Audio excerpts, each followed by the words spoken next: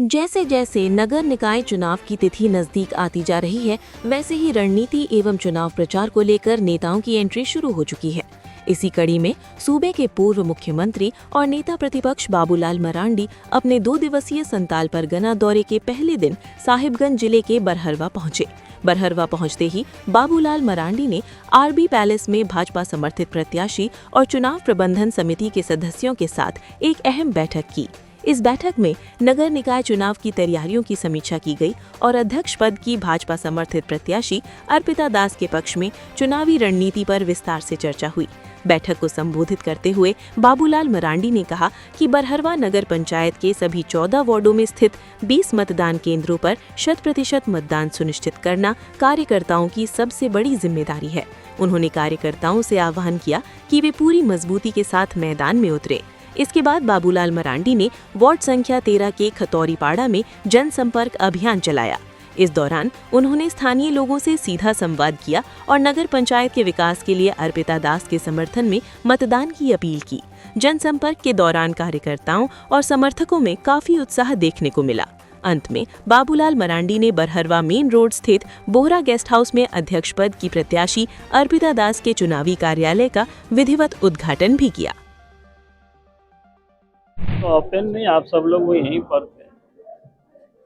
हमने कोई ओपन बात क्या कहते हैं गुप्त तरीके से कोई मैंने चर्चा भी नहीं, क्योंकि चुनाव दलगत नहीं है, लेकिन दल के कार्यकर्ता जीते इसकी हम सब लोग प्रयास कर रहे हैं।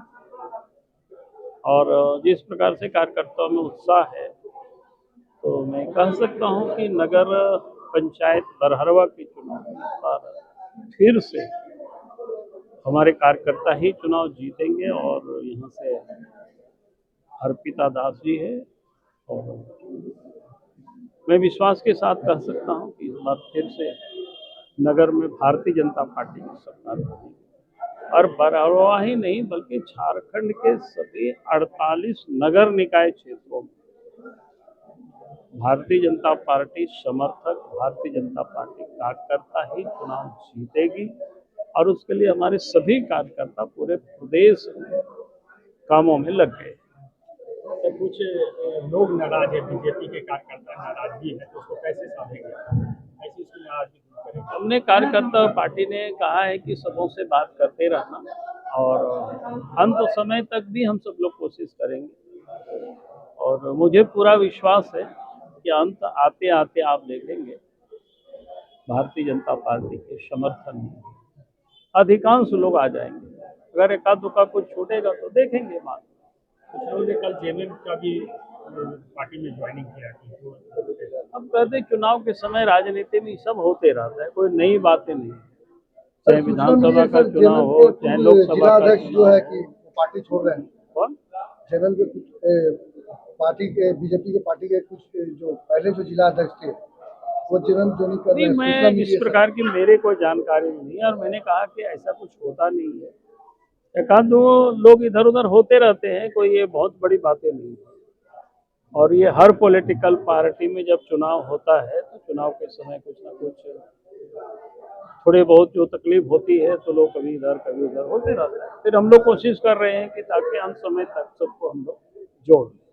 सर, एक अंतिम सवाल है कि साहिबगंज में अपराध बढ़ा हुआ है। कल एक चाकूबाज की घटना हुई और कुछ दूसरे समुदाय के लोग ने उसे मारा है।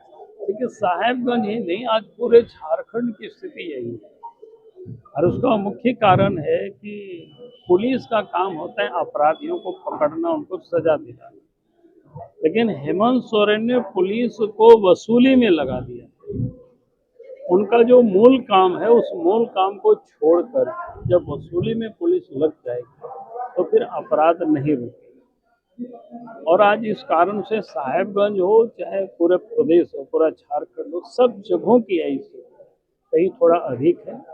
क्योंकि यहाँ पर मुख्यमंत्री का क्षेत्र है तो थोड़ा यहाँ अधिक है, क्योंकि यहाँ अपराधियों को अधिक बल मिलता है, अधिक संरक्षण उनको मिलता है। बाकी जगहों पर थोड़ा कम मिलता है तो वहाँ थोड़ा कम होगा। तो ये साहेबगंज चूँकि खुद ही यहाँ से मुख्यमंत्री है, खुद ही गृह मंत्री यहाँ से है, तो स्वाभाविक रूप से यहाँ पर अधिक संरक्षण मिलता है अपराधियों को।